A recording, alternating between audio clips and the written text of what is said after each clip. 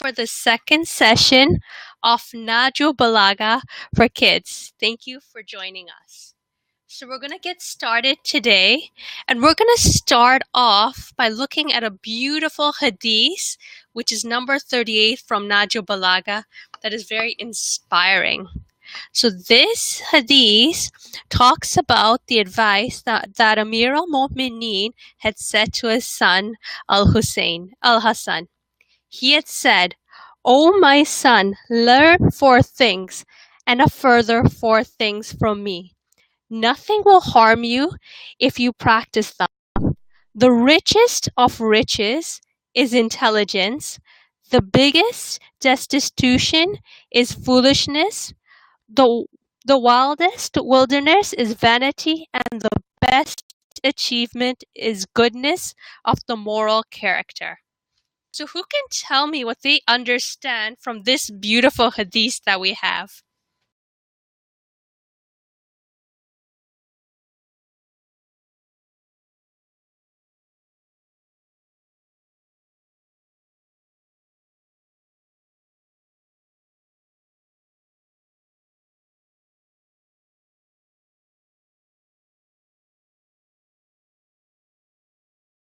So we see some beautiful points coming up. To learn, that's correct.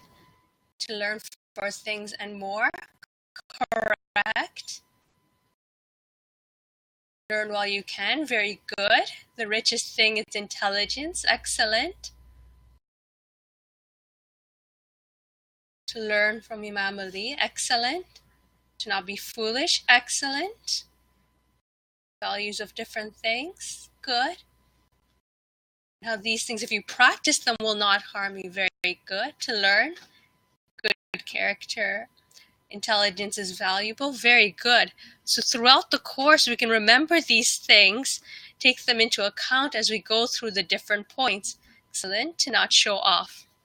So now we're going to go on to the next slide, and we are actually going to just to go through a few reminders when we're using the chat box. The first one being to ensure that when you are participating in the chat box, you do not write you do not put any personal information there. So you don't put your email address or phone number.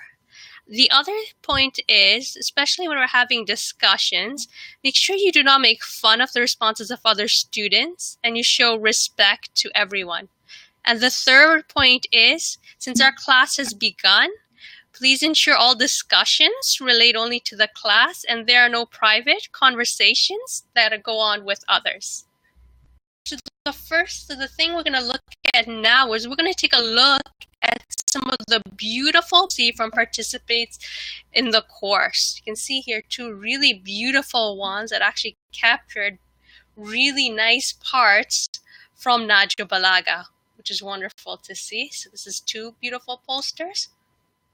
This is also another really nice poster that took from different sections of it and really presented it in a wonderful way. Definitely see all the hard work that a lot of you have put, which is excellent. This is another beautiful poster that also talks about Nahjul Balagha and has nice pictures as well. So for some of you that didn't maybe get a chance to submit your poster, you're still welcome to do that in the week to come, and you can always email it as well. That's right. I like some of the comments. I'm saying, wow, cool. They are very wonderful, the ones that have been created. These are also another two beautiful posters that were created. And also, we had some really good submissions that were done from parts of Nahjul Balagha that people had found interesting that we're going to be looking at right now. So one of the participants of the course, they had found Hadith 330 nice. And one of the beautiful parts about it is it actually gives us the description of a believer. It tells us the different characteristics that a believer has. So who'd like to share and write what some of the descriptions are mentioned about a believer?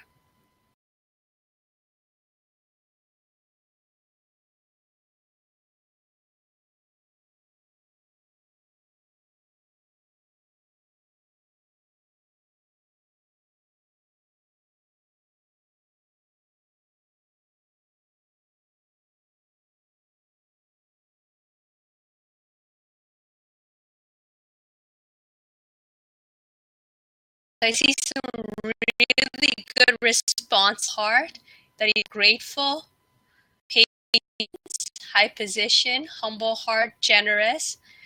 They're not arrogant, very good, always thinking. Be patient, very good. And for one of the questions that was posted earlier about the slides, at the end of the presentation, you will get a link like last time where you can download the PowerPoint presentation. I see some other good points. The generous person, nice, courageous, humble, helpful. Very good. Excellent points I see coming up. Now we're going to go on and take a look at one of the other jewels that somebody had found in Nahjul Balagha that they would like to share with us. So another beauty of Balagha is if we wait. This is a wonderful saying that says, man is truly a wonderful creature. He sees through layers of fat. He hears through a bone. He speaks through a lump of flesh. So you can see what's so beautiful about this is the amount of knowledge that Imam Ali alayhi salam had about science based on the saying that we see presented with us. So now we're going to take a look at another part. The next part that was found interesting was actually from the letter section of Nahjul Balagha. This is a letter that came from a letter that Imam Ali alayhi salam had written to Muawiyah. You can see some really good points that are coming up in this letter. So you can tell me from the points mentioned, what are some points that are mentioned in this letter?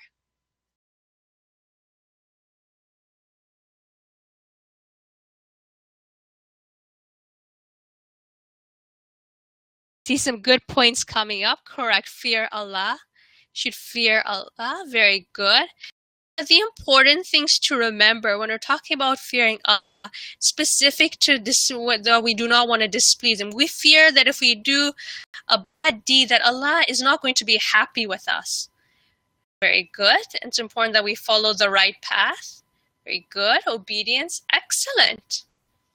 So now we're going to continue and take a look at some of the other sermons. So one of the sermons that was really interesting is if we look at Sermon 143 that talks about the position of the Ahlul Bayt. It describes their high position that they have. And another one is if we look at Sermon 160 that basically draws lesson from this world and also gives us advice as well. So if once you receive the PowerPoint slides, these would be really good ones to take a look at all the wisdom that we can see within Nahjul Balagha. Now, another one which is really interesting is if we take a look at Sermon 185. Sometimes when we see little ants, we think they're so small and tiny. But if we take a look, Imam Ali has a whole sermon that talks about the ant. He describes the ant, the different parts about the ant, how it moves, which is so wonderful. It also helps to remind us to sometimes take some time and reflect upon all the different creations of Allah because they're so beautiful. This is a wonderful one that describes its small, its delicate form, how it moves. And another one is Sermon 96. And that one talks about the Holy Prophet, where if you get a chance, you can also go through that one with a copy of Nahjul Balagha. And the last one from the ones that participants wanted to share was actually a section from Sermon 1. This was actually a very popular sermon. We had approximately 3 students share the same sermon. And this is a beautiful sermon that goes into details about the moon. First created about the moon. We're going to go through what this beautiful sermon is saying. So this section is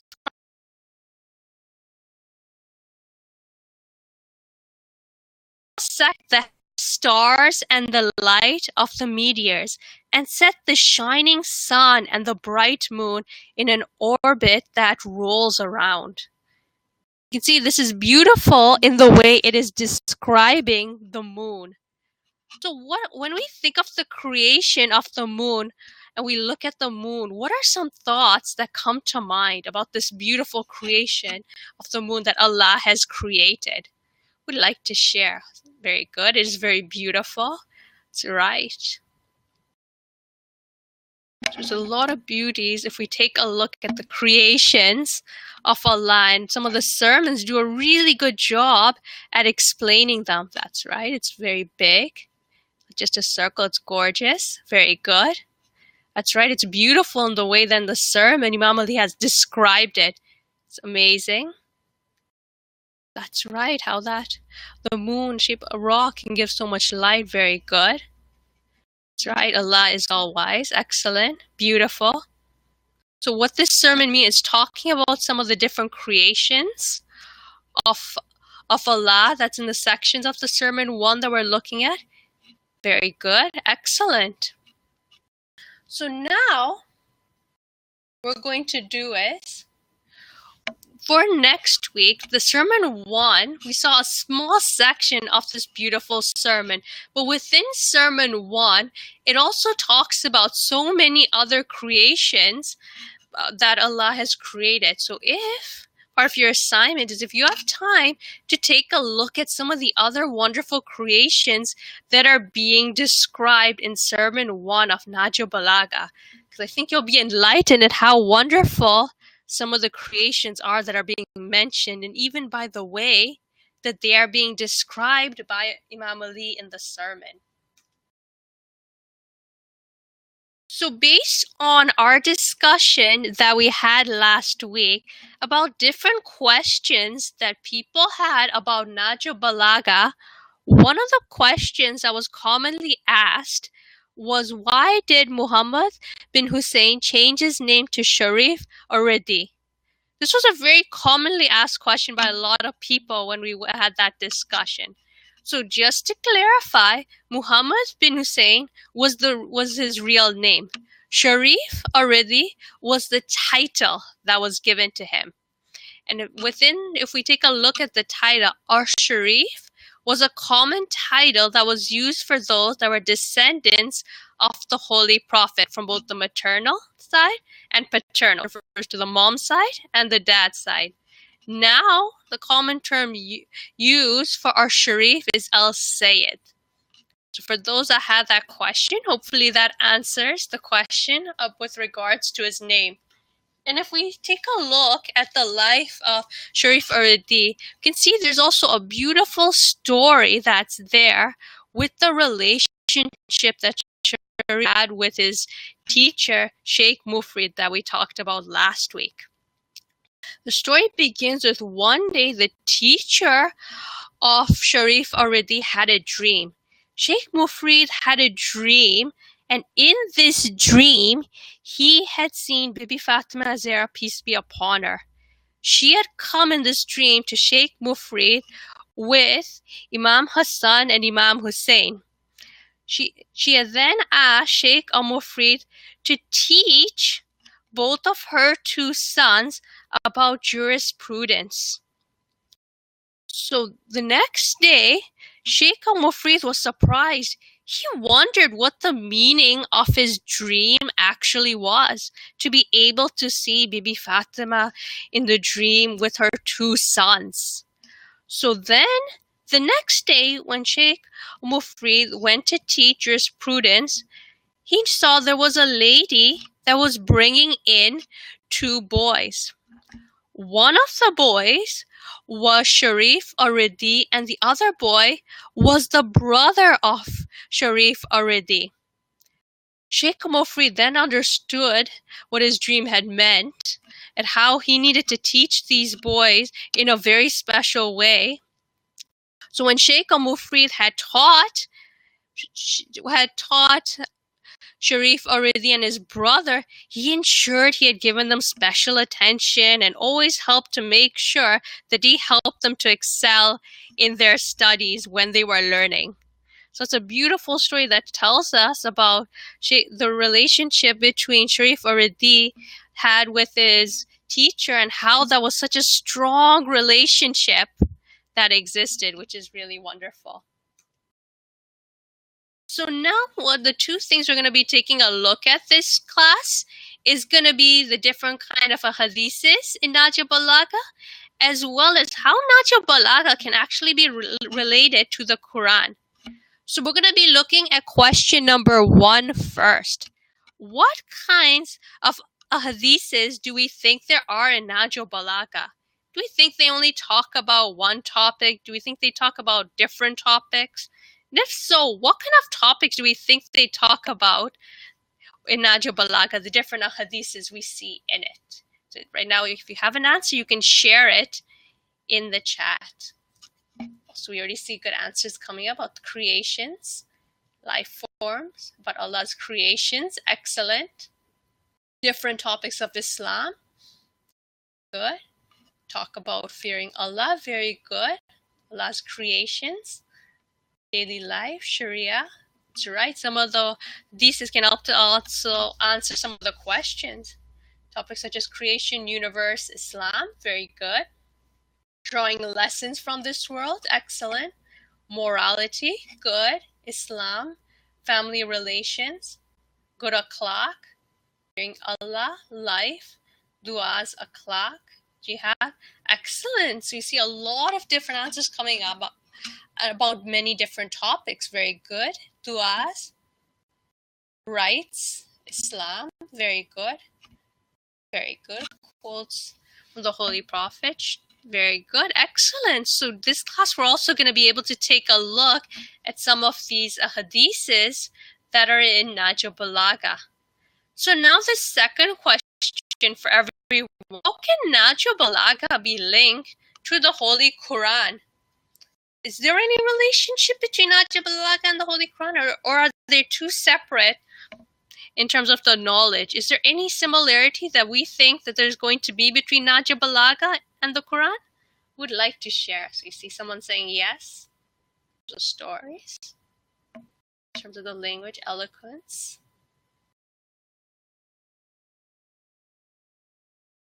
The stories, the knowledge they give us. Good. Yes. Sciences. Talk about the topics. Can be some of the same ones. Yes.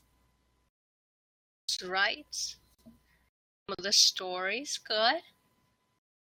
Ahlul Bayt. Good. So it looks like most people agree that there can be a link that exists between Nahjul Balagha and the Holy Quran, which is so wonderful to see. So now let's take a look at how we can see the similarities that exist between both of these two books. They both show us how to live. Very good. The wonderful one. Some same verses. That's right, because some parts of Nahjul Balagha actually quote from the Holy Quran. Good. So when we take a look at the Holy Quran in Nahjul Balagha, one of the things is Imam Ali alayhi salam spoke about the Quran and often had quoted from it. The Holy Prophet had said about Imam Ali alayhi salam that Ali is with the Quran and the Quran is with Ali. They will not separate until they reach the fountain of Kauthar of judgment. And Imam Ali alayhi salam was known as the Quran Anatik, the Quran that speaks. So from this we can see that Imam Ali alayhi salam had such a strong relationship with the Holy Quran, which is so special that we can see. And also, those of you that have ready your leaf scavenger hunt with you right now, you can see that some of the answers from the leaf scavenger hunt can actually be found on this slide that we have with us right now. So if you have your leaf scavenger hunt, you want to take a close look at that, because you'll see some of the questions on it you can answer right now from this. It's good. It's nice to see that some people already know some of these things. Very good. That's right. It's similar to the other hadith. Hussein is from me and I'm from Hussein. Good. Which is also another one. So at the end of the presentation, along with the PowerPoint slide for this class, I can also send the link again for the leaf scavenger hunt for those that would like it as well. That's right. It is very cool in terms of the beautiful hadiths that we have with us. So now we're going to take a look at a really beautiful khutbah, Sermon 176 from Nahjul Balagha, that actually talks about the Holy Quran. In this khutbah, it says, referring to the Holy Quran, it contains a cure for the biggest diseases, namely unbelief, hypocrisy, revolt, and misguidance. So if we take a look at this khutbah, what is it exactly telling us about the Holy Quran? This is such a beautiful khutbah. What can we learn from it?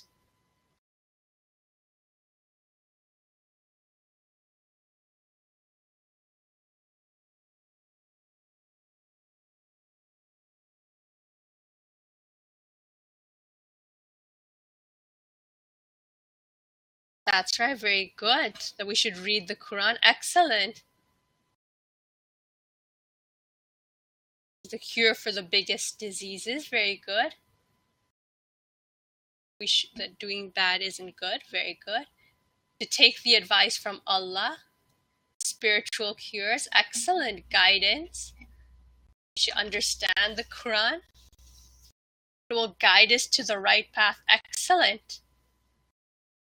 That the Quran can cure us. Correct. And it is advice from Allah. Very good. And it will lead us to the right path. Excellent. Mercy for the believers. It clears our souls. Helps us to follow the right path. Excellent. So now what we're also going to do is we're also going to take a look at one of the different ayats from the Holy Quran that talks more about the Holy Quran. So if we take a look at Surah Yunus, ayat 57, it says, O mankind, there has certainly come to you an advice from your Lord, and a cure for that is in the chest, and a guidance and a mercy for the believers. We can see, if we take a look at this beautiful ayah from Surah Yunus, it talks about 4 key functions about the Holy Quran.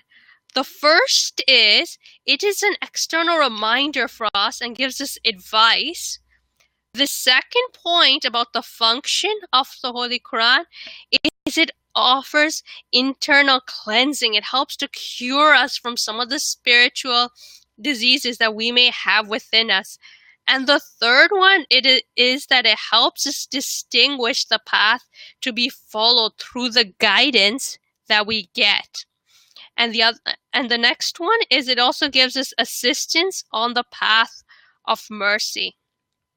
So when we talk about advice, the advice that we get, we need to remember that it is from the Creator. It is from Allah. So we need to make sure that we have a heart that is not hardened or lockened, and that is able to receive the wonderful advice from the Holy Quran.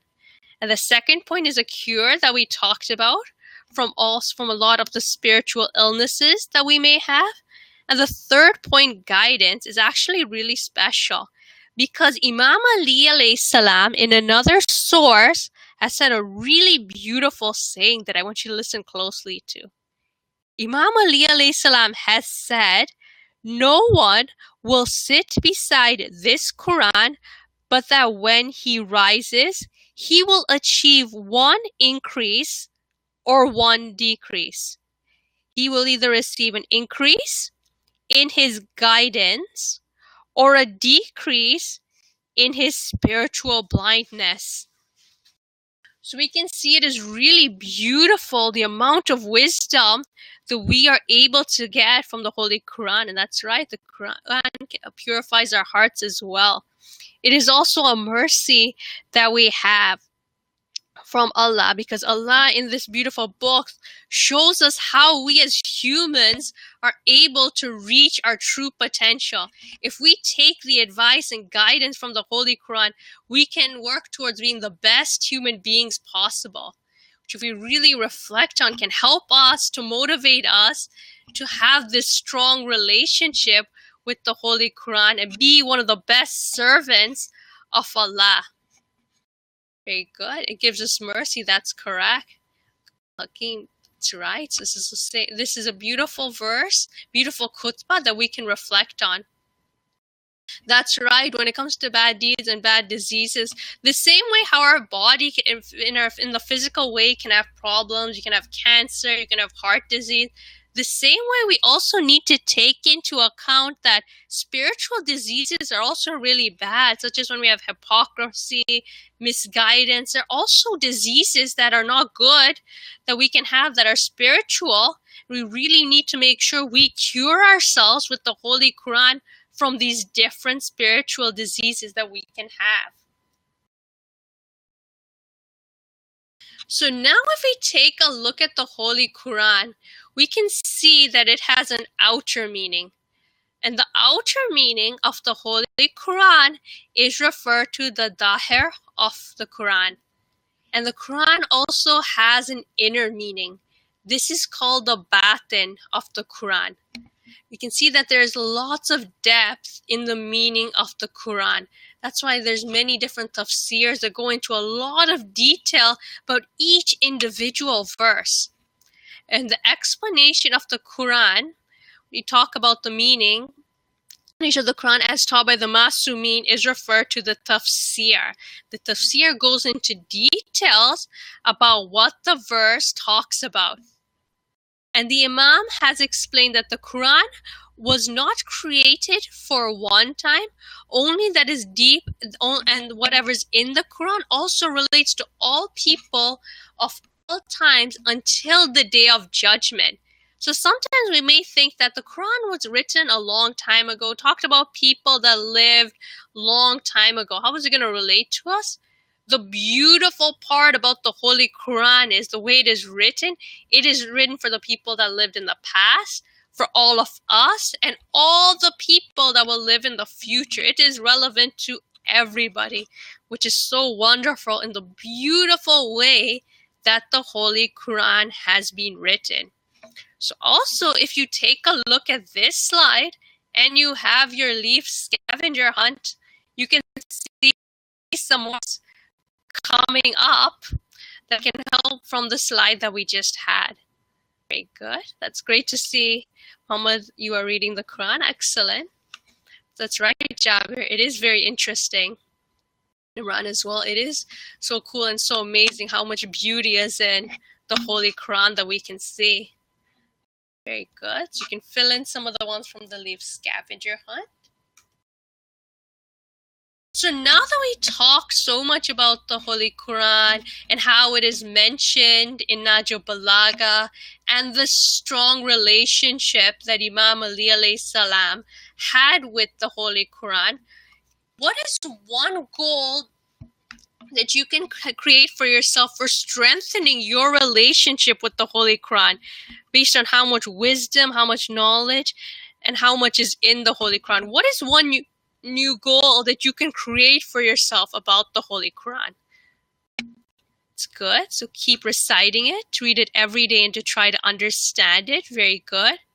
To not take the prayers lightly, to read and understand it, to learn the meaning of the Quran. That's right. And we are so lucky in a time we live in. There's so many different sources where we can actually go see the tafsir, we can see the meaning of the verses, and actually see beautiful knowledge that is in the Holy Quran within the verses, even though sometimes we may not understand the Arabic language. You look at the meaning, look at the tafsir, understand the meaning of the Quran. Very good. You can work towards understanding it and learning the meaning. That's right.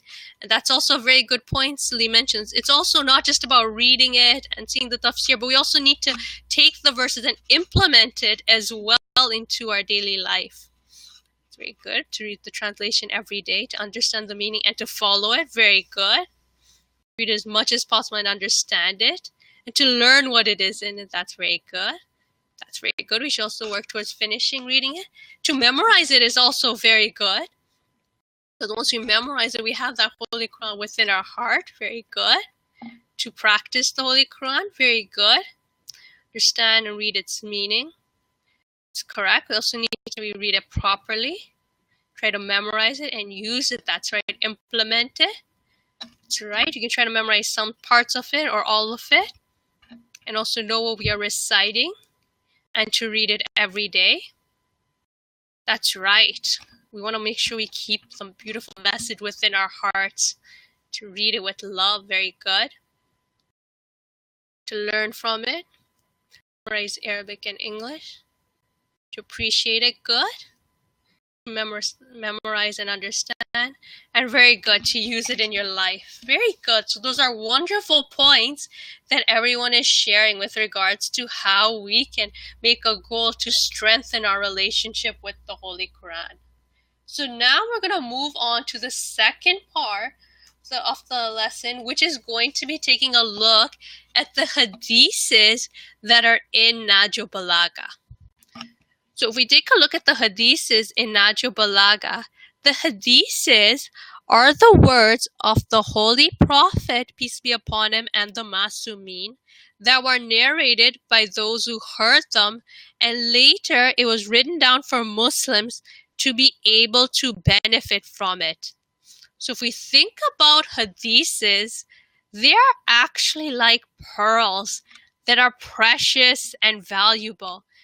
And whoever follows it will get good in this world and in the hereafter. And if we look at a copy of Nahjul Balagha, we will notice that hadiths are the third part in the Nahjul Balagha, and the plural of ahadith. So if we take a look at it, these are beautiful hadiths that we want to try to implement within our daily life because they are like beautiful pearls. There's so much knowledge that we can actually get to it. That's why within Nahjul Balagha, there's a whole section, the third part, that has been devoted towards these beautiful hadiths. And another interesting point about the hadiths is they are generally quite short. And one of the beauties in that is because they are so eloquently and so beautifully related, it also becomes very easy for us to be able to memorize these beautiful hadiths and implement them within our daily life because they're short, eloquently written, so we can take that knowledge within it. That's right, we should use the hadiths, and that's right, it's precious.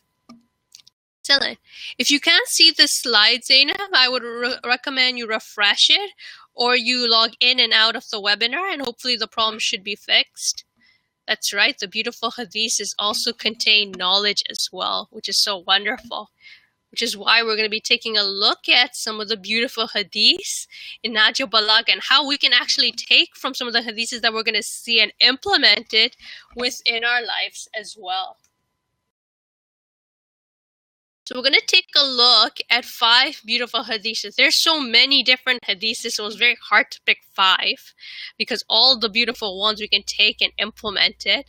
So the first one we're going to look at is meet people in such a way that if you die, they should weep over you, and if you live, they should long for your company. So if we take a look at the first hadith, what do we think it means? How can we apply hadith number 1 that we see on the slide and apply it within our life?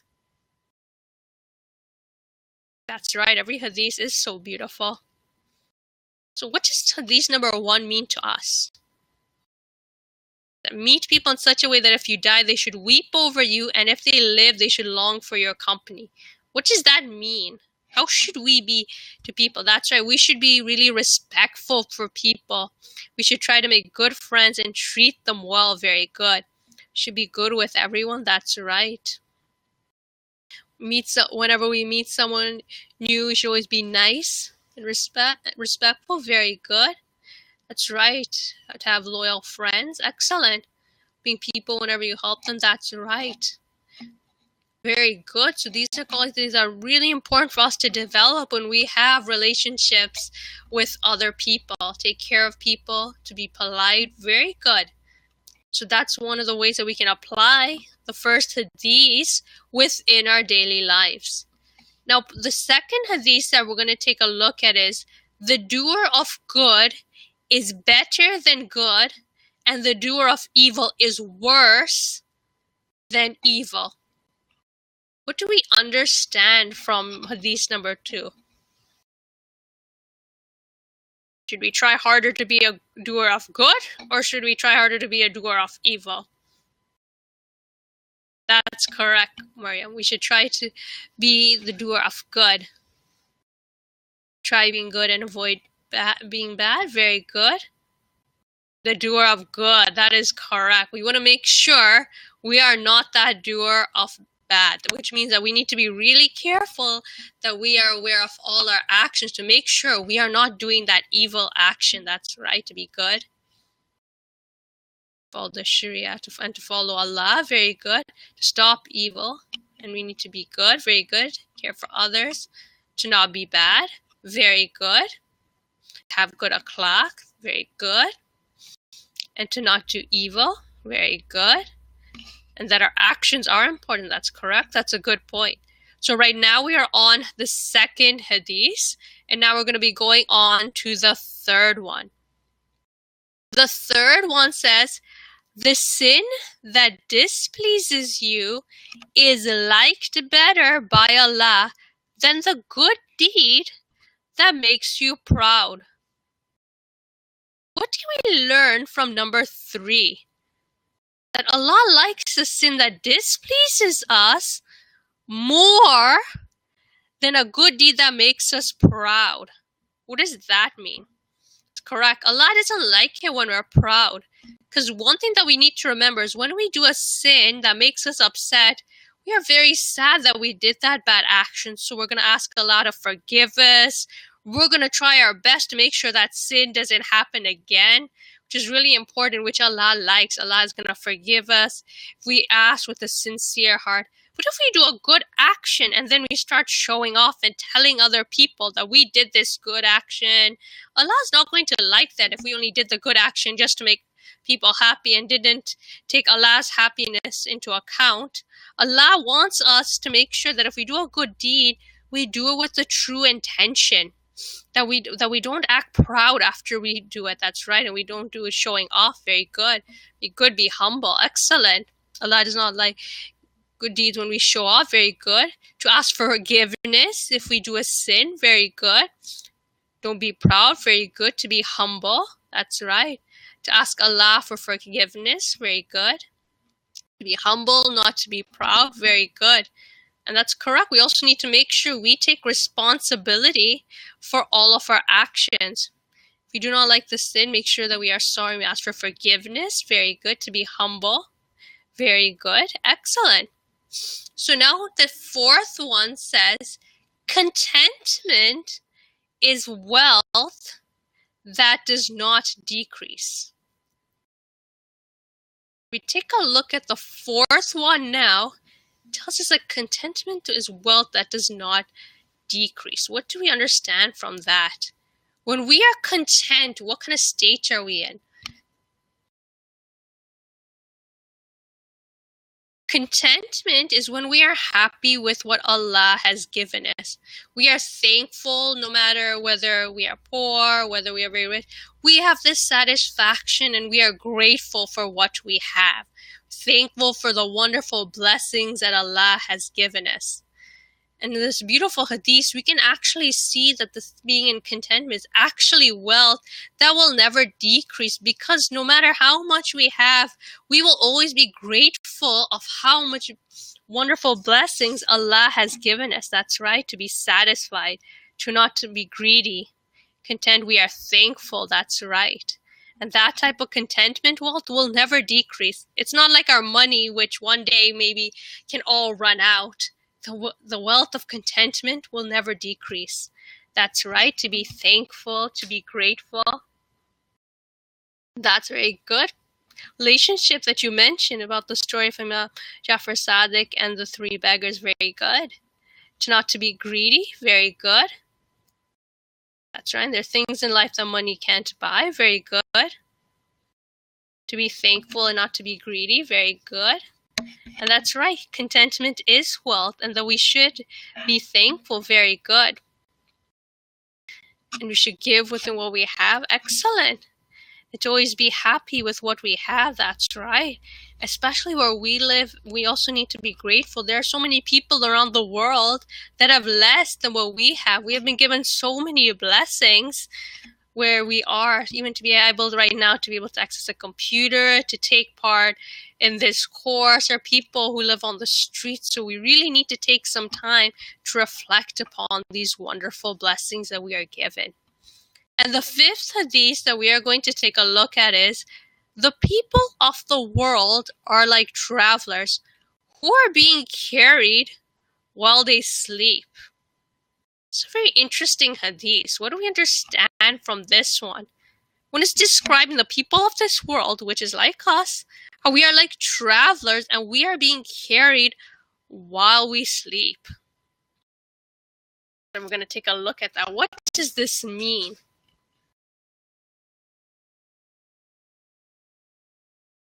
At one point about how Allah controls this. What this is actually meaning is, sometimes in this world, we as people are unaware of a lot of the different things that take place. Certain things such as like our actions, and also understanding sometimes the consequences our actions can have. And also when we do stuff such as like prayer and supplication, how wonderful the reward is we can get from it. Sometimes in our lives, we're not aware of some of these things, our actions, the consequences of our bad deeds, rewards of good deeds. So it's almost like we're living this world sleeping because we're not aware of some of these things. We might have the knowledge that we have learned about these things. We actually don't implement it within our hearts. That knowledge has not reached it. So it's almost like we're going around this world like we're still sleeping. So it's important that we are aware of our actions and we make sure at all times we have a strong relationship with Allah. Because if we don't, it's almost like we are sleeping. We're not aware of what we should know. So that's something that we need to take into account as well. If we take a look at some of these beautiful ones that we can see, and that's right, it's like we are half sleeping. So these are ones that we really need to reflect on, and that we are not being aware. That's correct. That's another very good point that's being mentioned. Excellent.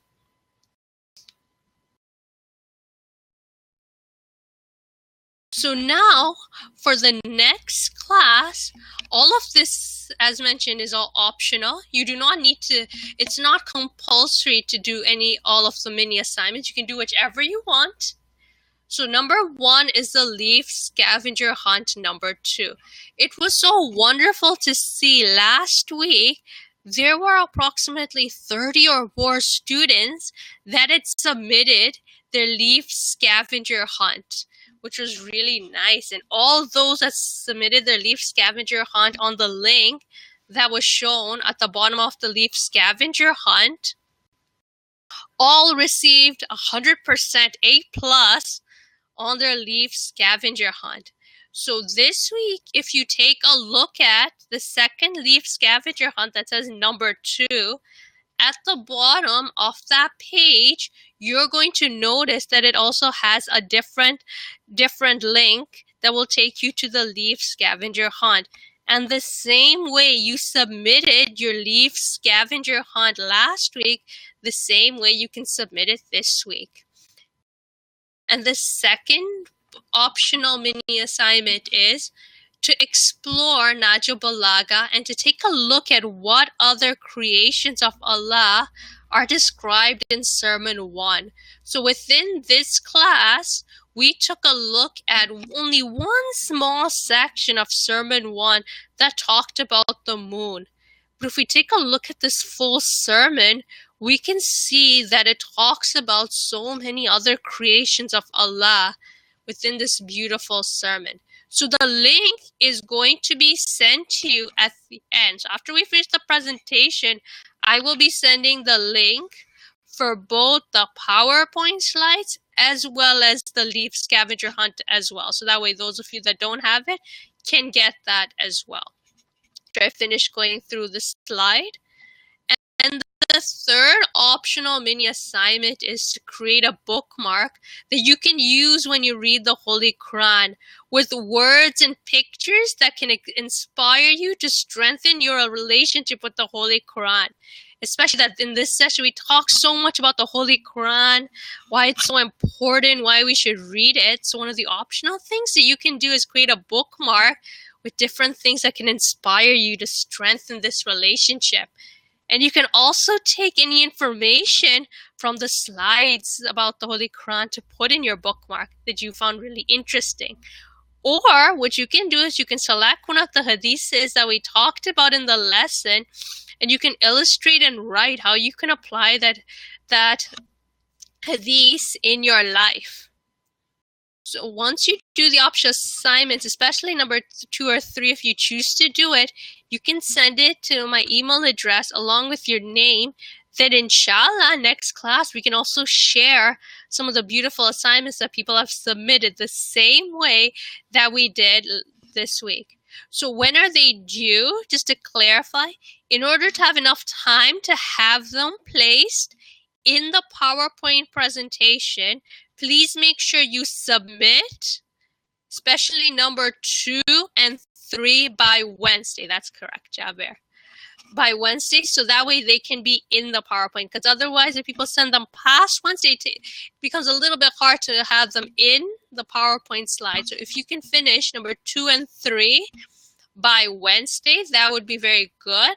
And also for those that didn't get a chance to do the optional assignments from last week and they still would like to do those assignments, they are also welcome to do that as well and also send that in as well. So it is all optional. And also another thing to remember is those students that participate in the different mini assignments, the leaf scavenger hunt, and also the mini assignments, and I see them participating and sending in their work, they will also, by the end of the course, receive an online certificate for their hard work and submissions of the mini assignments. Because so far there's been some wonderful work that has been coming up from the students, and inshallah look forward to seeing more of the beautiful work and assignments that come in. So the assignments for last week, if you take a look at the PowerPoint slide presentation from last week, you can see what they are. The assignments from last week are Leaf Scavenger Hunt 1. Then the next one was to find one section of Nahjul Balagha that you found interesting. And the next part from last time was correct, Neha, to create a poster on Nahjul Balagha. So those are the optional parts that you can work on that were from last week. And this is a summary of the optional assignments for this week, especially number 2 and 3 for this week. If you are planning to do, you can submit it whenever you like, but in order for them to be possibly in the PowerPoint presentation, if you can submit them by Wednesday. Otherwise, I'm going to keep up the excellent work. Very good. And right now, what I'm going to do is I'm actually going to share the link right now where you can access the PowerPoint. You can access the PowerPoint slide that we have here.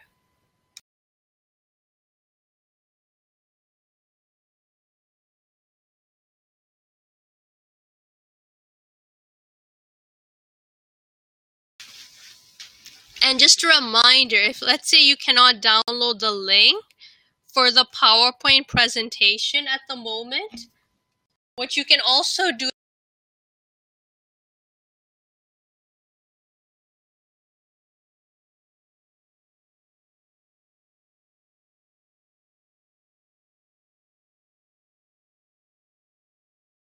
out will be posted on there as well. Also, if you need a copy of the PowerPoint slides earlier than when it is posted on the website, you can also send me an email and I will send that to you as well.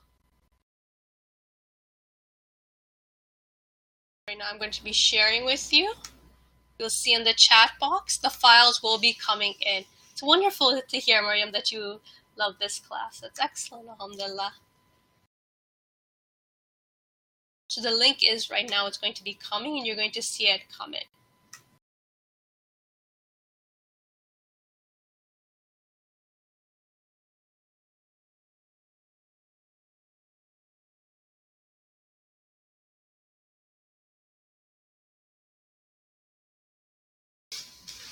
So right now, if you take a look, you can see the link for the presentation that we have right now that you can download from. And now I'm going to be sharing the link for the leaf scavenger hunt for anyone that didn't have a copy. Jabir, that's wonderful to hear that you found it so interesting. Excellent. Yeah, that's wonderful. The same. Excellent. So glad you're enjoying the classes. So now I'm going to be sharing with you the leaf scavenger hunt for those of you that don't have a copy of it. So that way you can download that as well and participate in that as well. Yeah, that's wonderful to hear. The classes are interesting and knowledgeable. Glad to hear that.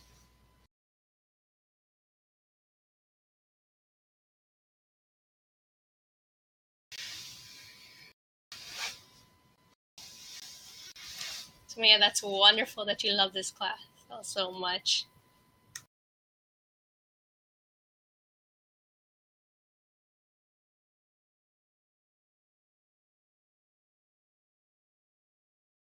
So the link for the PowerPoint, if you scroll up, you'll be able to see it. So wonderful that you loved it. Excellent. The link is going to be coming. And also, if you don't have them, they're going to be uploaded on the website as well. So right now I'm sharing the link. So the link, if you see the one that just came, is for the leaf scavenger hunt. That's wonderful to hear, Mariam, that the class gave everyone a lot of knowledge. And Hadia, that it was a very nice class. So glad to hear it. So if you have all the files and everything you need, you are welcome to leave the session as the class is ended. But if you have any other questions or anything, you're welcome to post them at this time. And inshallah, I can try to answer them. You're welcome, Jaber. And you're welcome, Alia. Welcome, Muhammad Kalafis and Sumaya as well.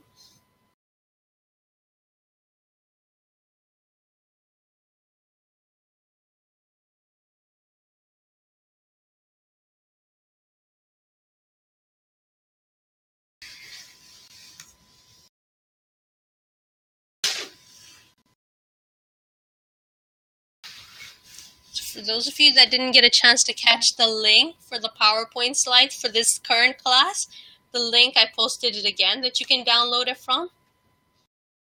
You're welcome. Yes, the class is now over. So inshallah, look forward to seeing you all in the next session next week, next Saturday, at the same time that we had it today. You're welcome, Imran.